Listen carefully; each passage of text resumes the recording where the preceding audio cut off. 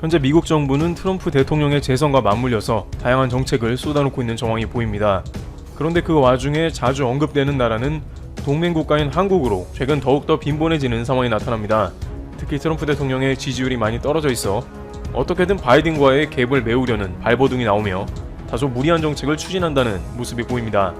그러나 이러한 과정에서 미국이 이끄는 정책이 과연 한국에게 유리한가 혹은 어떤 영향을 끼칠지에 대해서 철저하게 검증해봐야 한다는 의견이 나옵니다. 특히 미 대선이 가까우면서 한국에 점점 구체적인 액션을 취하자는 모습도 나오고 있습니다. 미국은 한국을 최고의 파트너로 찍혀 세우지만 한국을 둘러싼 중국과 일본에 보이는 정책들은 결국에는 미국 입맛에만 맞는 행동을 하는 게 아닌가 하는 우려도 되고 있습니다. 중국과 일본에 관련된 케이스를 각각 살펴보겠습니다. 첫 번째, 중국을 대항하는 최적 국가는 한국이다. 마크 에스퍼 미국 국방장관은 아시아 지역 내 다자간 연대 구축 및 확대가 중국의 나쁜 행동을 저지하기 위한 가장 좋은 방법이라면서 한국을 그 대상으로 거론했습니다. 미 중간 신냉전이 극한 충돌로 치닫는 가운데 중국의 국제적인 고립을 위한 아시아 영내 반중 다자전선 본격화의 필요성을 역설함으로써 반중연합의 다각화 및 세분리기를 시도하려는 포석으로 보입니다. 결국 이러한 미국의 움직임은 한국 등 동맹을 향한 압박 가중 요인으로 작용할 것으로 예상됩니다. 미국은 중국을 남중국해에서 확장을 억제하기 위해 인도태평양 전략을 적극적으로 구상하고 있습니다. 그런데 이러한 전략의 중심에는 역시 한국보다는 미국의 국익이 침해받고 있다는 판단이 우선입니다. 태평양 지역에서 중국이 자국 해역을 말도 안 되게 설정해 주변국들을 위협하고 골칫거리가 된 것에서 끝난 게 아니고 태평양 패권을 위해서 미국을 건드린 형국이 되고 결국 이것이 미국의 국익을 침해했다는 판단인 것이죠. 트럼프 대통령 특성상 돈이 안 되는 지역은 철수해버리고 과감하게 포기한다는 기조를 보여왔습니다만 미국 싱크탱크를 비롯해서 전통적인 공화당 의원들은 중국 저지를 위해서 각종 법안을 마련했습니다. 그러나 트럼프 행정부는 주동 미군을 실제 철수시키고 주한 미군도 철수한다는 방침을 세우는 모습을 보이며 동맹에게 돈을 받지 않으면 철수하겠다는 입장이었습니다. 그러다가 이제 대선의 위기가 다가오기 시작한 데다가 코로나의 책임 중심인 중국을 언급하면서 트럼프 선거 캠프는 본격적으로 중국을 공격의 대상으로 삼은 것입니다. 미국 국익을 최우선으로 하는 트럼프의 아메리카 퍼스트에도 이는 매우 잘 맞는 정책이기도 합니다. 그러나 언급된 바와 같이 트럼프 행정부는 많은 돈을 동맹의 안보를 위해 지출하기 꺼려하는 상황이고 미국 국방부에서도 장기적으로 아시아의 군비를 감축하자는 움직임이 포착되고 있기 때문에 결국 한국과 일본을 무장하고 강화해서 미국을 돕는 중요한 동맹으로 중국을 대적의 파트너로 꼽는 것입니다. 물론 중국은 한국에 갖은 해악을 끼쳐왔기 때문에 한국에서는 당연히 중국을 경계 안 할 수는 없습니다만 지리적인 위치와 경제적인 교류를 감안한다면 무턱대고 미국의 이러한 주문을 받아들이는 것이 얼마나 어려운 일인지 알 수 있는데 이제 미국은 점점 더 구체적인 행동을 촉구하고 있는 것입니다. 그러나 과거 사드 사태를 돌아봤을 때 미국의 사드가 한국에 입점하는 단 한 번의 행동으로 인해서 중국이 보여준 말도 안 되는 경제보복이 나왔기 때문에 한국은 이러한 미국의 초대가 내심 불편한 것이죠. 미국이 어느 순간에 그러한 단 한 번에 해당하는 움직임을 요구할 경우에 한국은 곤란에 빠질 수 있습니다. 특히 중국은 일본보다 한국을 더 마음대로 흔들기 쉬운 대상으로 판단하고 있다는 의견도 나옵니다. 일본은 여러가지 반중 행동을 보여왔지만 적절한 선에서 중국이 눈 감고 넘어간 적도 있습니다만 한국에 대해서는 좀 더 철저한 스탠스를 보이고 있다는 의견도 제시되고 있습니다. 최근 몇 년간 중국은 점점 한국에 대해서 하대하는 모습의 외교를 보여오고 있기 때문에 중국의 막무가내식 돌발 행동이 언제 어디에서 한국을 상대로 나타날 수 없다는 우려도 나옵니다. 물론 최근 들어서 한국이 방역과 더불어 국제무대에서 전반적으로 나은 활약을 보이고 있는 데다가 세계적으로 중국을 보이콧하는 움직임이 확대되고 있어 우군이 부족한 중국이 한국에 러브콜을 합니다만 미국의 움직임에 따라서 얼마든지 중국은 한국에 큰 피해를 줄 수 있다는 사실에 주의하는 것입니다. 중국의 나쁜 행동에 대항해 동맹들이 나서야 한다는 미국의 외침이 올해에만 3번 이상 언급이 되었고 미국이 중국을 대항하는 군사합동훈련에 한국을 본격적으로 참여시킬 수도 있어 우려가 됩니다. 큰 틀에서 보자면 한국은 미국과 같이 가야 하는 것이지만 미국이 트럼프 대선을 놓고 우발적인 모습을 보이기 때문에 자칫 한국이 이에 말려들어 미중 간에 큰 고초를 겪지 않도록 적절한 외교 방안을 마련해 둬야 한다는 것입니다. 하지만 당황스럽게도 중국만 미국의 국익을 해치는 게 아니라 트럼프 대통령은 동맹들도 미국 국익을 해친다고 말합니다. 그는 만약 대통령이 다시 된다면 최우선으로 해야 할 과제가 무엇이냐는 질문에 동맹들에게 돈을 내게 할 것이라고 답합니다. 트럼프 대통령은 나는 수년간 우리에게 바가지를 씌운 다른 나라들로부터 무역을 되찾고 있다고 한 뒤 우리의 동맹국들 또한 몇 년 동안 우리를 벗겨먹고 있다면서 그들은 대금을 지불하지 않고 있다. 그들은 체납하고 있다고 주장했습니다. 그들은 청구서를 지불해야 한다고 강조했습니다. 미국이 동맹국들을 군사적으로 보호하고 있지만 동맹국들은 무역과 군대에서 미국을 이용하고 있다며 왜 우리는 다른 나라들을 방어해야 하고 보상을 받지 않아야 하는가라고 반문했습니다.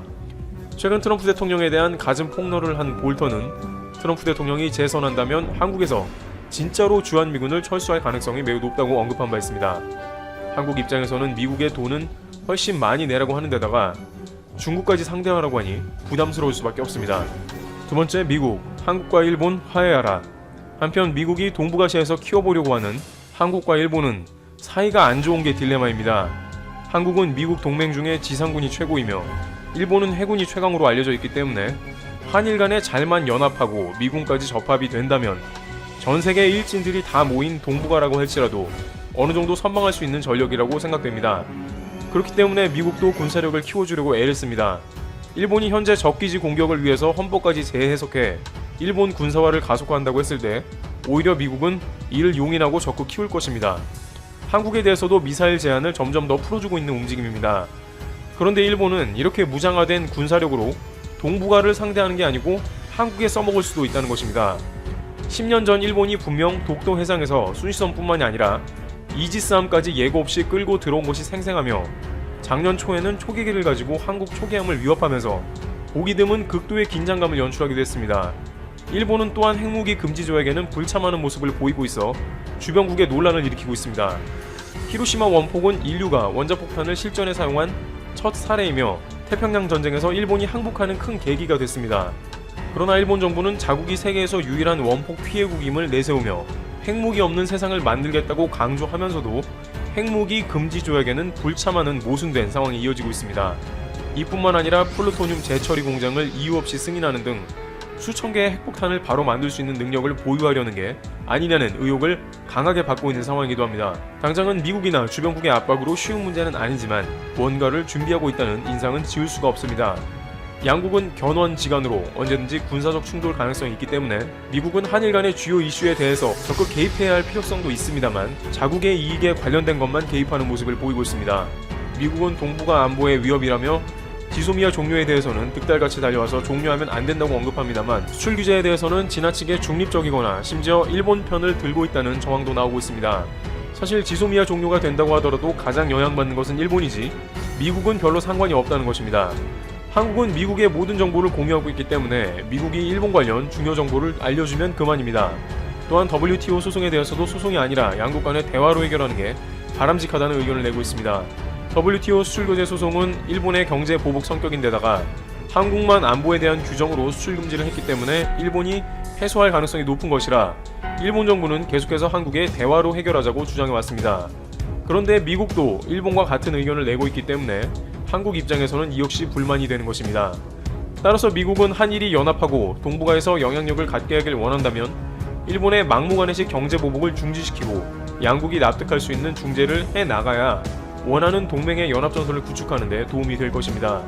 지금과 같이 미국의 국익 외에 발을 빼려고 한다면 동맹 간에도 불협화음은 끊임없이 이어질 것입니다.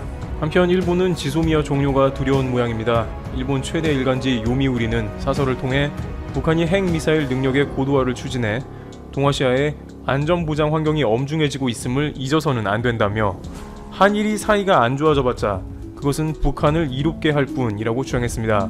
이것은 최근 강제징용 문제와 관련하여 더 이상 한국에서 일본 기업 자산 매각화를 하지 말라는 사안과 관련이 깊은 발언이긴 합니다만 북한의 미사일 공격 능력이 강화되고 있으며 한국의 관련 정보가 꼭 필요함을 의미합니다. 그래서 일본 기업 자산도 매각하지 말고 관계를 회복해서 지소미아도 유지하자는 취지입니다. 그러나 일본은 자신들은 수출 규제에서 전혀 양보할 생각도 없이 시간만 질질 끌고 있는 상황인데다가 최근 군함도를 비롯해서 과거사를 다루는 데 있어서 한국을 속이고 적반하장으로 나오는 등 강제징용 문제도 부드럽게 볼래야 볼 수 없기 때문에 양국 관계는 험난 일로로 치닫을 것으로 보입니다. 과연 이런 상황을 미국에서 동북아 안보를 위해 미국에 살고 있는데 갑자기 너무 많이 물어봐서 당황스럽네요. 미국 교포 커뮤니티에 올라온 글입니다. 현재 미국 등에 살고 있는 한국인들은 기생충의 아카데미상 수상 이후에 희한한 경험을 하고 있다고 합니다. 바로 기생충에 관한 내용에 대해서 미국인 지인들이 자신들에게 다가와 질문을 한다는 것입니다. 그러면서 주변 한국인들도 종종 영화 내용에 대해서 질문을 받는다며 이번 주말 다시 한번 지인들과 모여서 기생충 스터디라도 해야겠다는 글을 남겼습니다. 외국인들의 관심이 폭주하고 있는 것입니다. 지금까지 오스카상은 미국 영화들 일색으로 그들에게는 생소한 문화가 별로 없었습니다. 그러나 기생충은 말 그대로 한국어로 제작된 한국 영화로 녹아있는 문화도 생소했던 것이죠. 미국 커뮤니티의 한 교포는 자신이 속한 직장에서 기생충을 봤다며 영화의 그 장면이 무슨 의미냐고 구체적으로 물어봤다고 합니다. 예를 들어 가정부 문광이 박사장내 인터폰을 누르는 장면에서 상처투성이인 얼굴로 나옵니다. 이 장면은 한국에서도 그 이유를 모르는 사람이 많았는데 미국은 더 그렇다는데요. 이 장면에 대해 봉준호 감독은 관객의 상상력에 어느 정도 맡긴 장면이라 언급합니다. 사채업자에게 맞아서 그랬거나 오다가 누군가에게 맞았을 것이라고 생각하며 적당히 넘어갈 수 있는 정도의 장면으로 어렵지 않게 상상할 수 있다는 것입니다. 그러나 미국에서는 돈을 빌려준 다음 그것을 강제로 받아내려고 폭력을 행사하는 것은 불법입니다. 한국에 떼인 돈 받아줍니다 하고 붙은 길거리의 광고물들도 미국에서는 존재하지 않는 것이죠. 미국엔 일종의 추심 서비스가 없기 때문에 이러한 사채업자 관련 험한 일들은 상상 자체가 불가합니다. 이런 식으로 외국인들은 영화 중간중간 한국의 문화나 자국과 다른 요소 혹은 언어에서 오는 차이 등이 궁금했던 것입니다. 기생충의 번역가 달시 파켓은 짜파구리에 대한 이해가 미국인들에게 쉽지 않자 라멘 우동으로 번역하는 작업을 한 것도 이와 같은 맥락이라고 할 수 있습니다. 그런데 미국에서 개봉한 지도 꽤 되었는데 갑자기 왜 지금 영화를 보는 사람이 많아졌는지 궁금한데요. 우선 미국은 기생충이 오스카의 핵심 부분이라는 작품, 각본, 감독상을 수상한 뒤에 현 시점에서 급속하게 개봉 관수를 늘렸습니다. 먼저 기생충이 6개 부분에서 후보에 올랐다는 소식에는 지난 주말 미국 전역 개봉관을 다시 1000여 개로 늘렸습니다. 그리고 주요 부분을 비롯 4관왕에 오르자 이번 주말에는 아예 2000여 곳으로 상영관을 늘린 거죠. 바로 이것은 미국 내의 역주행이라고 합니다. 많은 미국의 영화들은 개봉한 뒤에 충분한 흥행 가도를 달린 다음 오스카상을 수상했는데 봉준호 감독의 기생충은 오스카상을 탄 다음에 개봉한 수를 오히려 더 늘리게 된 것입니다. 실제로 기생충은 맨 처음 미국에서 겨우 30여 곳만 개봉을 했을 정도로 다른 미국 주요 영화와는 차이가 큽니다.